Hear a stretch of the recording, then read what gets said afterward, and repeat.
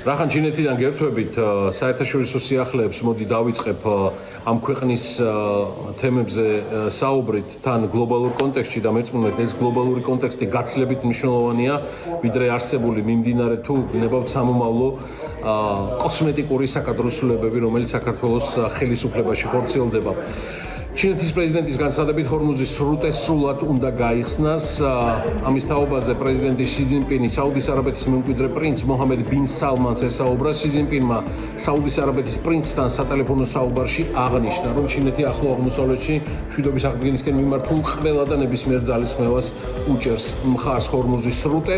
ღია უნდა დარჩეს ნორმალური საზღვაო ნავიგაციისთვის, რაც რეგიონის ქვეყნებსა და საერთაშორისო საზოგადოების საერთაშორისო და საერთო ინტერესებში შედის, აცხადებს ჩინეთის პრეზიდენტი.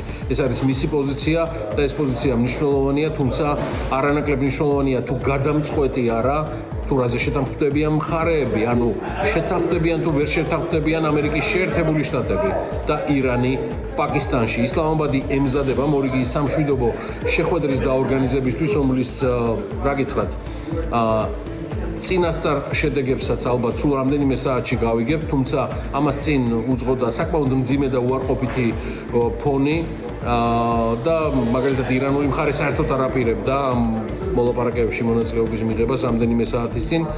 მანამდე კი გეტყვით, რომ თუ არ ჩავხვრით რუსულ ურალს, დიდად საწვავზე ფასები ბოლო დღეებში არ შეცვლილა. WTI საღამოს მდგომარეობით ივაჭრება $90 ფარგლებში, ბრენტი $96-ზეა, ხოლო ურალსი $100-2 ჩამოსდა და $98 ადგენს. ამასობაში ირანის ომით გამოწვეულმა გლობალური ნავთობის მიწოდების შეფერხებამ ევროპიდან შორს მანძილზე ფრენების ღირებულება $100-ზე მეტით გაზარდა, რაც სავარაუდოდ ბილეთების გაძვირებას გამოიწვევს. აცხადებს სადამკვირვებლო ჯგუფი Transport and Environment TND კვლევის თანახმად, რომელსაც TND აქვეყნებს ავიასაწვავის გაძვირებამ ევროპიდან შორს მანძილზე მიმავალ თითოეულ მგზავრზე საშუალო ხარჯი €88, ხოლო ევროპის შიდა ფრენებზე €29 უკვე გაზარდა.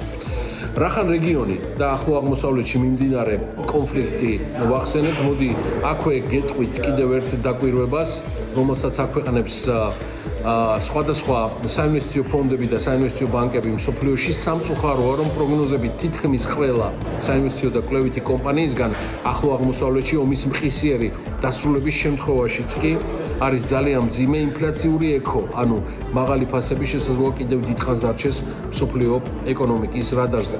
ამასობაში მსოფლიო ბიზნესი არ ჩერდება, ბევრი რამდენიმე მნიშვნელოვანი გარიგება დაიდო, თუმცა მანამდე გეტყვით, რომ შეერთებული შტატების ხაზინის ყოფილი მდივანი ჰენრი პოლსონი ხელისუფლებას მიმართავს და საგანგებო გეგმის შემუშავებისკენ მოუწოდებს, რათა მთავრობა სახელმწიფო ობლიგაციებზე მოთხოვნის შესაძლო კოლაფსისთვის მოემზადოს. მისი განცხადებით, ამერიკის შეერთებული შტატების სახელმწიფო ვალი 39 ტრილიონს აღწევს, რაც ფინანსურ სისტემას უკიდურესად მოწყვლად ხდის. პოლსონის შეფასებით, თუ ბაზარი ნდობას დაკარგავს, ეკონომიკური შედეგები ბევრად უფრო მძიმე იქნება, ვიდრე 2008 წლის გლობალური ფინანსური კრიზისის დროს იყო. ხაზინის ყოფილი ხელმძღვანელი მიიჩნევს, რომ ქვეყანას სჭირდება წინასწარ მომზადებული მოკლევადიანი სამოქმედო მექანიზმი, რომელიც მზად იქნება იმ მომენტისთვის, როდესაც ეკონომიკა გარდუულად კედელს შეეჯახება.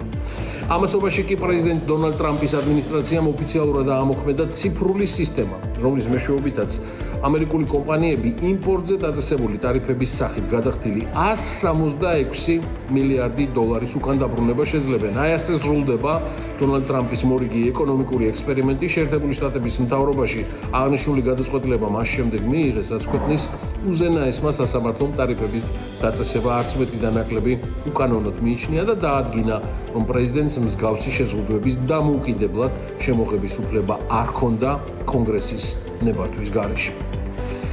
და დაპირებული ამბები ბიზნესთან დაკავშირებით. ხელოვნური ინტელექტის სტარტაპი ანთროპიკი და ამერიკული ამაზონი თანამშრომლობას აფართოვებს და მომდევნო 10 წლების განმავლობაში $100 მილიარდზე მეტი ინვესტიციის განხორციელების ვალდებულებას იღებენ. აღნიშნული შეთანხმების მიზანი მასშტაბური გამოთვლითი სიმძლავრეების მოპოვებაა, რაც ხელოვნური ინტელექტის სფეროში ლიდერობისთვის გადამწყვეტ ფაქტორს წარმოადგენს.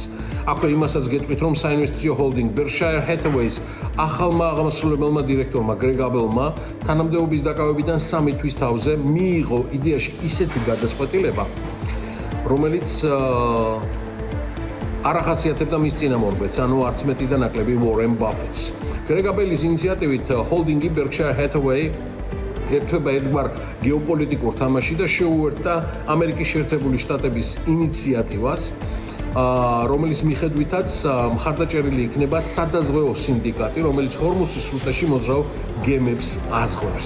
აღსანიშნავია, რომ ეს რეგიონი ამჟამად მსოფლიოში ყველაზე სახიფათო საზღვაო დერეფნად მიიჩნევა და შეერთებული შტატების საერთაშორისო განვითარების საფინანსო კორპორაციის ინფორმაციით Berkshire Hathaway სხვა მსხვილ მზღვეველებთან ერთად, როგორც არის იგივე AIG ან Travelers-ი 40 მილიარდიანი აი ამ პროექტის ნაწილი გახდა.